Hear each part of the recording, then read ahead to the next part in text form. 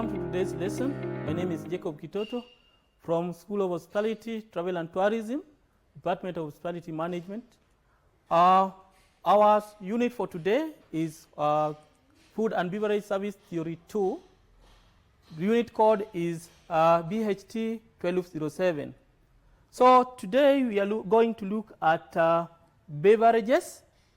Now, first of all, we must know what beverages entails. So basically, beverages comprises of all drinks, either alcoholic or non-alcoholic. Beverages, as I said, that there are categories. There are two categories of beverages. That is, as I said, that is alcoholic or non-alcoholic. Now, when we look at non-alcoholic beverages, these are beverages that do not contain any alcoholic content in them, and they are served to the guest. So, again, there are two categories of non-alcoholic beverages. Namely, we have dispense bar non-alcoholic beverages, and two, we have still room non-alcoholic beverages. Let us look at dispense bar non-alcoholic beverages. Okay, these are beverages that are served from the dispense bar. Now, what is a dispense bar? A dispense bar is a bar that is located or situated within the service and production area. So, these drinks that are served from a dispense bar can be further categorized into 5 or classified into 5. Namely, we have what is called aerated water. We have natural spring water or mineral water. We have juices. We have squashes. We also have syrups. Now, what are these aerated waters? Aerated waters are beverages that are charged or aerated with carbon gas. The charging with carbon gas imparts the pleasant efficiency, giving the characteristic of the beverages that so that they can produce the bubbles. So when you open aerated water, you will find that they bring out some bubbles. So this includes, we have soda water. Soda water is normally a colorless and tasteless. We have also tonic water, which is also colorless, and it has a genuine flavor. It's like medicinal. It's a medicinal. We have ginger. We also have bitter lemon, which is also pale, cloudy, colored with a sharp lemon flavor. Bitter lemon normally have a lemon flavor. Okay, let us look at the service of aerated water. How do we serve aerated water? Okay, all aerated water is supposed to be served on their own.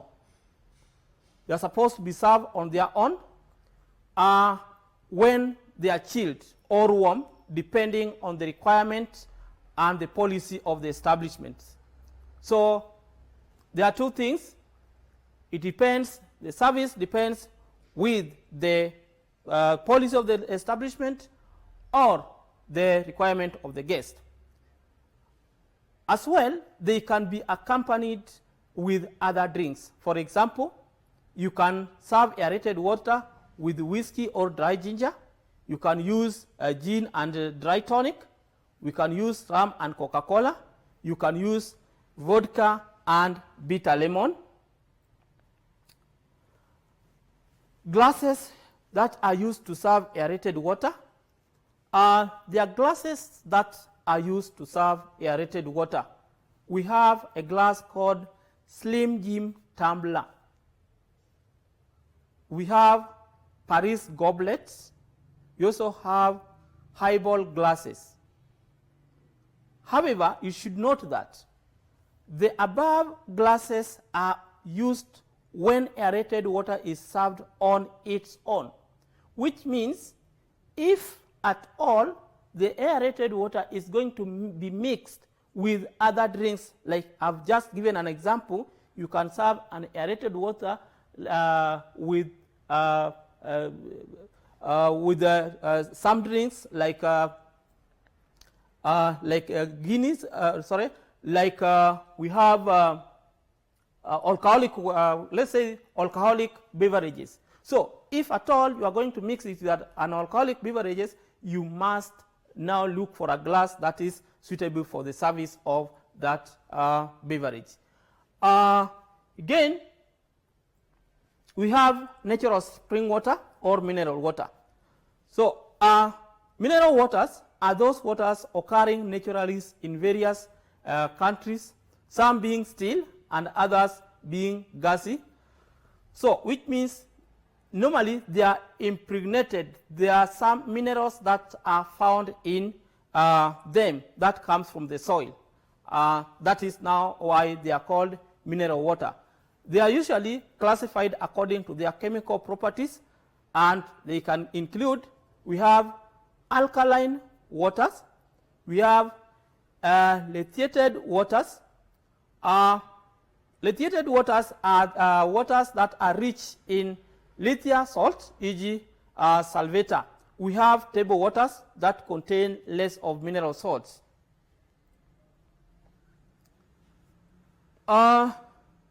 The service of natural water, just like aerated water, they can be served on their own, chilled at approximately a temperature of 7 to 10 degrees centigrade. They can also be mixed with other alcoholic beverages to form an appetizing drinks. So which means mineral waters can also be served with, can be mixed with an alcoholic water or alcoholic beverage so that it can be used as an appetizer. So this will include spirits or light wines, which can be mixed with mineral water to form an appetizer. We have the glasses that are used for service. We have Slim Jim tumblers. We have Paris goblets. And what we need also to note is that the glasses are also only used when the service, when these waters are served on their own. So in case they are mixed with other alcoholic beverages, that means other glasses shall be used for the service. Squashes. Squashes is also part of non-alcoholic beverages, and squashes are waters that have been sweetened, colored, and flavored. They are refreshing drinks which have no much nutritional value other than the calories, that the energy that is gotten from the sugar used to sweeten the drinks. So squashes, those are just waters that have been sweetened, colored, and then flavored. So they don't have much of the nutrients. The only thing that are gotten from the squashes are the energy that is found in sugar that is normally used to sweeten or to flavor the drinks. They also are preserved using preservatives, which are not good to our health. So squashes are not all that preferred to be used or to be served to the guests, because we have realized that their preservation is being they are used. There are some preservatives that are used which are not good for the health. They also are served on their own, can be mixed with the spirits or cocktails, can be used as a base for such drinks as fruit cups. Fruit juices. Fruit juices, normally the fruit juices are extracted from fruits and they are highly nutritious. They may be extracted in the bar with juices extractor or from the still room using blender. The examples of the juices, we have canned or bottled juices, we have orange, we have pineapple, we have grapefruits, we have tomato juices, and others. There are many juices that are extracted. We have fresh juices. Fresh juices, we have orange juice, we have lemon juice, we have passion juice, we have grapefruit juice, we have pineapple juice. So that tells you that the same juices, they can be served either fresh or canned. So if you have to serve them fresh, that means that you have to extract them from the fruits. But if you have to serve them canned, then after extractions, then they will be preserved in cans or packets. So that is all about the dispensable beverages. We want to look at still room beverages. Still room beverages.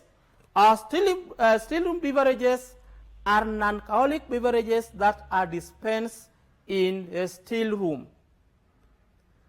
They are basically two beverages. We have tea and coffee. We have tea and coffee. So those are the two beverages that are dispensed from the still room. Now let us look at tea. Tea, those are beverages that are produced from the leaves of the tea plants. There are two main types. We have green or Chinese tea. We have also black or Ceylon tea. These are made from fermented leaves. How do tea purchased? The purchases of tea can be done in a variety of forms depending on the establishment requirements.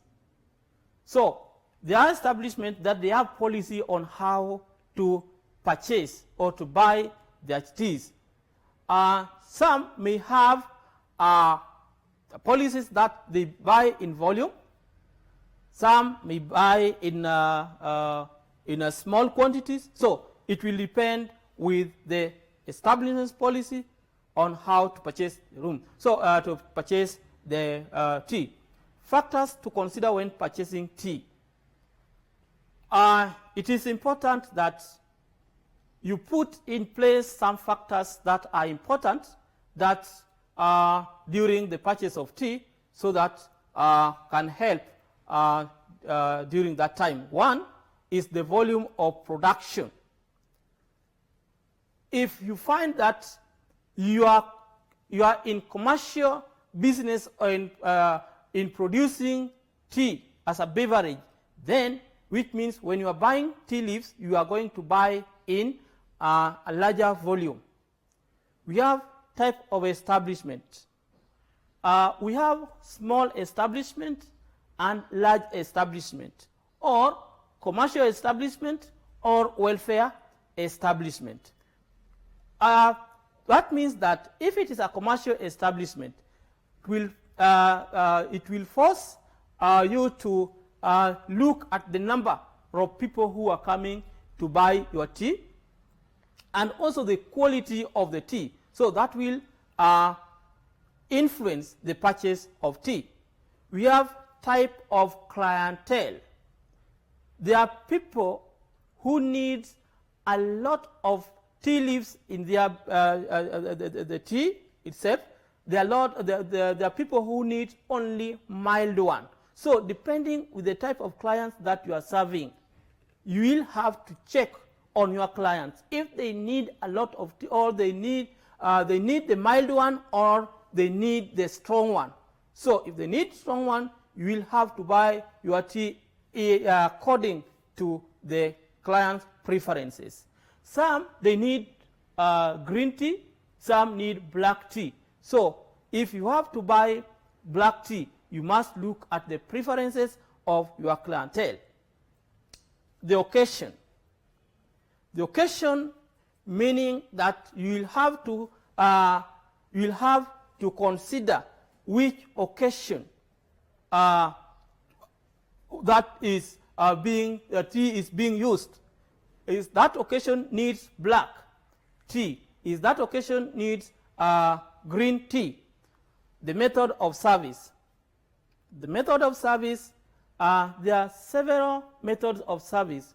We have whereby the guest or the clients can serve themselves. That is called self-service. We have a table service where the waiter takes the tea. So that tells you that you must also look at the hygiene, which means there are teas that will be bought in their packets. There are others that will be bought without packets. So if you look at the method of service, will dictate for you the kind of tea that you are going to purchase. Next is the storage facilities available. Again, you need to consider the storage facility. Do you have them? So that you don't buy much of the tea and yet you do not have the storage facility. If you buy a lot of tea and the storage facility is lacking, which means some teas can expire before they are used. So it requires you to consider whether the storage facilities are available. So depending with the availability, then that will help you to determine whether you are buying in large quantity or you are buying in small quantity. The cost. I think this is also an important factor to consider when buying the tea, because there are teas that if you buy them, as I said, that there are teas that are already packaged, they are loose teas, so it will depend with the ones that you want. There are some that are so much costly, there are some that are less costly. So depending with the money that are available, then you will go for the one that is that your money can afford. So it is important that you consider the cost so that you don't budget for the kind of tea that you are not able to buy. Let us look at means or ways of purchasing tea. Means or ways of purchasing tea. We have one, we have bulk. The bulk one, these are tea that are bought, at some point they are called loose tea. They are bought so that it can allow the traditional method of service, whereby it is made in a large quantity. And a traditional method of service is whereby it's made in a large quantity, then each and every person will be able just to serve themselves. We have tea bags. Tea bags, this is where teas are packed in small packets. They are packed in small packets. So depending with the number of the clients that you want to serve, then you will buy them in tea bags so that they're packed in tea bags, packets, then they are sealed. So normally this kind of all this means is very good, and it is important because normally it's hygiene. It is hygienic because you'll only have to touch the packet. So tea bags normally comes in cups. So if you want, as I said, that depending with the number of clients that you have, if you have 2 clients, which means you can only have 2 bags. If you have 3, you will go for 3 cups. If you 3 packets. If you have 10 clients, then you will have to go for 10. So each bags may be used to prepare 1 cup of tea. So it also helps you to control the production of your tea so that you don't produce much or you don't produce less. Just as I said, that if you have 1 client, then you only use 1 tea bag to prepare 1 cup. We have string and tag. String and tag is almost the same as tea bags, but in string and tag, the packet that it is sealed in has a string, while the tea bags does not have the string. So this string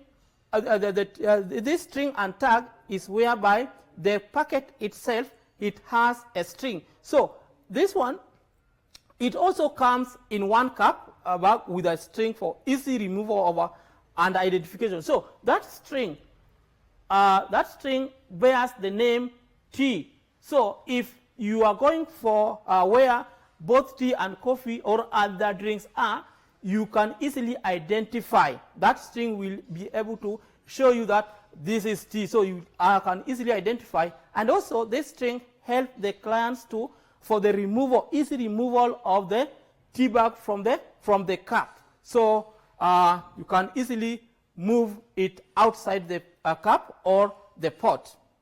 We have envelope. Envelope has a string and tag, but an envelope is normally placed there for hygienic purposes. For hygienic purposes, whereby the tea bag is inside an envelope. So when you are handling the tea, first of all, we will handle the tea bag, while the another packet is inside. So you will be able now to bring it out using the string that will provide a lot of hygiene when you are handling the tea bag. You also have the storage of tea. The storage of tea. How should we storage our tea? And why storage is important? So tea, as we know, requires proper storage. If it is not well stored, then it can easily be affected, or it can go bad, and that means that it will be unhygienic for the clients to take. So it is important that we see and we know how we can be able to store our tea. So one condition is that tea need to be stored in a dry, clean and covered container. Why? For hygienic purposes and to avoid dust entering into the tea. So we must make sure that our tea is well stored in a dry, clean and covered container for hygienic purposes. 2, should also be stored in a well ventilated room. Why? To get rid of the stale air in the room. Because if the stale air is not removed, then the stale air is going to enter into the tea and then make the tea to have a different odor or smell or aroma. 3, should also be stored away from an extra or excess moisture, because the moisture makes it to become stale and lose flavor. So if you happen to store tea where there is excess of moisture, then the tea is likely to become stale or lose flavor. When we talk about stale, it means it expires very fast. Number 4, must not be kept near any strong smell food, as tea absorbs strong odors. If you happen to have other foods that do have strong smells, like onions, like meat, like fish, those are kind of food that do have strong smell. So avoid storing tea near those kind of food, because they will, the tea will absorb the smell, and once they absorb smell, then the tea will lose its flavor and also bring an odor that is not for the tea. So that is all about the storage. Now let us look at how tea is made, making of tea. Right. It is important that when you are making tea, first of all, you need to know the characteristic of a good tea, so that once you make your tea, now you will now know if the result is the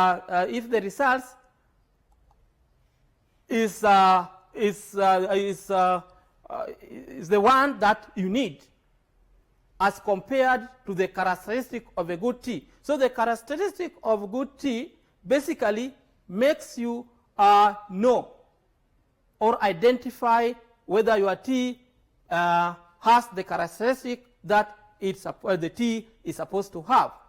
So one characteristic of a good tea is that it should have a subtle aroma. This is because tea leaf contains some essential oil which, when boiled, produces aroma and present in tea. So tea, as I said, it must have the aroma that when you taste, then you smell the smell of the tea.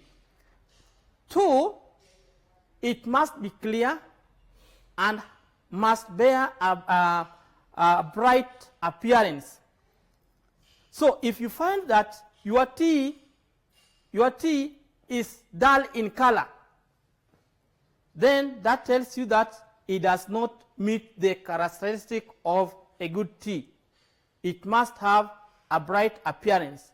Dull color meaning the tea can be maybe cold, since hot tea will always possess the character of the good tea. So make sure that it always has a bright appearance. Number 3, it must have a deep amber liquor, which okay, when you look at your tea after brewing, then the color of the tea should be yellowish brown as seen after brewing. As I said, that after brewing, it must look at you must look at the color. If the color is yellowish brown, then it has the characteristic of a good tea. Number 4 is the briskness. Briskness, that means that if it has that pleasant fresh, if it is pleasantly fresh in terms of smell, when you smell it, you feel it feels fresh. So if it doesn't feel fresh, then which means your tea is not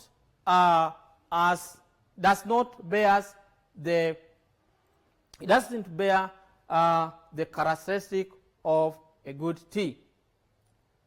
Now let us look at the rules to be observed or to be followed so as to achieve successful results in making tea. It is important that for you to come up or to come out with a good result for tea, there are rules that you need to follow. One is, first of all, you need to heat the pot before putting in the dry tea so that the maximum heat can be obtained from boiling water. So this means that when you are brewing tea, tea of course is dry. It is a dry ingredient. So first of all, you must have your hot water, and then before you pour hot water into the teapot, make sure that teapot, you pour hot water into the teapot first so that the pot is hot. It has that maximum heat, so that as you add the ingredient, the dry ingredient, that is the tea, then it will have that, if you obtain or have that brewing to the maximum. Using cold water will not allow the brewing. So ensure that at all the time, make sure that you heat the pot first before putting in dry heat. Number 2, you measure the dry tea and freshly drawn water. Why should we measure? We should measure the tea because, one, if you don't measure, you can use more than required, and then your tea becomes too bitter. Or you can use less than required, then your tea becomes so mild. And this one, it can be rejected by the guest. Again, you should use fresh cold water. Fresh cold water, meaning that first of all, when you are using water, your water must be fresh.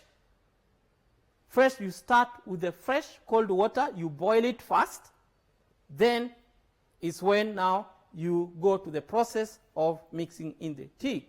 Number 3, use freshly boiled water.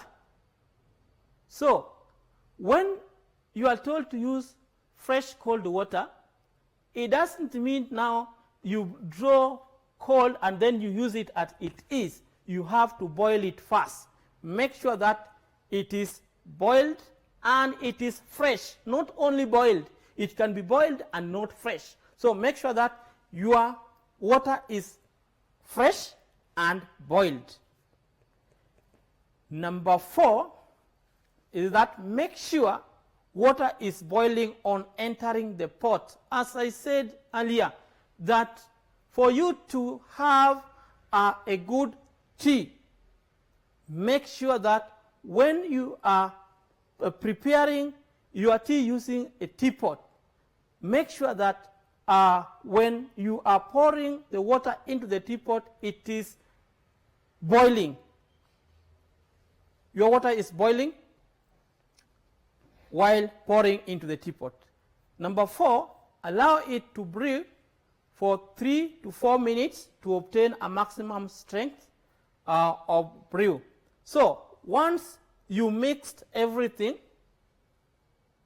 you have to allow your tea to brew for 3 to 4 minutes.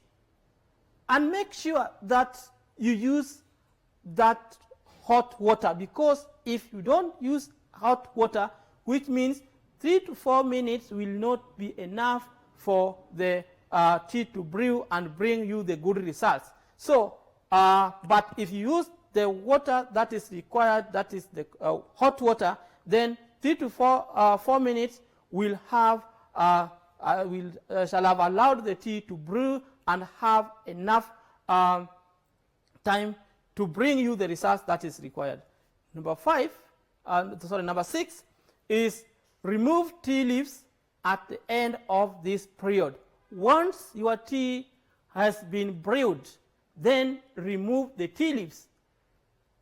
Whether you are using tea bags or you are using the leaves, then you have to remove them, so that, because if they are left, remember the water is hot, if they are left, they can be continue brewing, and if they continue brewing, then the tea start now having another smell, because it can be stronger than the ones that is required. So you have to remove it to stop it from continuing to brew. Number 7, ensure all the equipment used are scrupulously clean. Any equipment that is used for tea preparation, be it teapot, be it any other equipment, must be spotlessly clean, so that, because if they're not clean, they are going to the equipment might inject any other smell in the tea that does not possess or that not have the smell of the tea. So because we want the tea to have its own aroma, so don't allow any other smell to be in your tea. So that is why it is important that at all the time ensure that your tea is prepared in an equipment that is clean. That is the end of our lesson 1. Thank you very much for listening. These lectures supplement our robust online learning going on our MKU online platform. You can view more on our televised lectures via our online platform. We are in a digital era, and Mount Kenya University knows this. The following are the steps to follow so as to complete your online application. Download the application form from the website www.mku.ac.ke. Attach copies of your academic certificates and ID. Pay the application fees via M-Pesa pay bill number 270988. Your ID is the account number. 2,000 shillings is the charge for a postgraduate. You can also deposit in the bank accounts provided on the website. Then email all the above to apply@mku.ac.ke.